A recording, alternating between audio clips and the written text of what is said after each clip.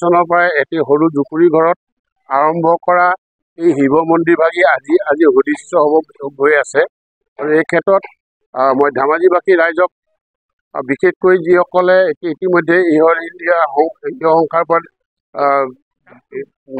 তেওঁলোকে পৰলোকগামী হৈছে, তেখেতসকলৰ ইচ্ছা আৰু বৰ্তমানৰ যিসকল ধেমাজিবাসী ৰাইজৰ সহযোগত এই প্ৰাণ পাই উঠা শিৱ মন্দিৰ ভাগ আমি ধেমাজি জিলাখনৰ ভিতৰতে আমি এটা সুন্দৰ ধুনীয়া শিৱ মন্দিৰ হ'ব বুলি ভাবিছোঁ।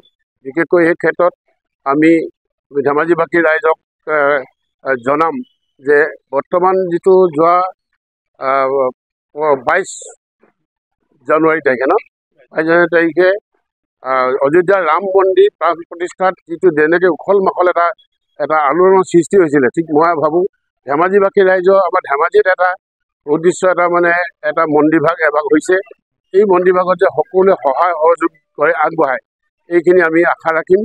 আৰু ইতিমধ্যে আমি যথেষ্ট সহায় পাইছোঁ, কাৰণ এইটোৱে প্ৰমাণ কৰে আমি কোনো চৰকাৰী অনুদান নোলোৱাকৈ ধেমাজিবাসী ৰাইজৰ সহযোগত আমি এই মন্দিৰ ভাগ সম্পূৰ্ণ কৰিবলৈ গৈ আছোঁ। আৰু অহা 14,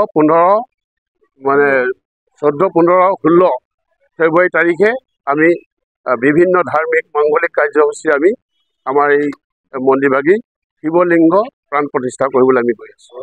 শিৱলিংগটো আমি প্ৰথমতে নৰ্মদাৰ পৰা আনিব বিচাৰিছিলোঁ, যদিও সেই নৰ্মদেশ্বৰটো আমি কাশী বিশ্বনাথতে পাই গ'লোঁ। পোৱাৰ কাৰণে কাশী বিশ্বনাথৰ পৰাই আমি লৈ আহিছোঁ। আৰু সেইটো আনোতে আনুমানিক ব্যয় 70-75 হাজাৰ টকা হ'ব পাৰে। মই ইমান ভালকৈ নাজানিম, সেই ব্যয়টোৰ হিচাপটো আমাৰ ছেক্ৰেটাৰী মহোদয়ে কৰি দিব।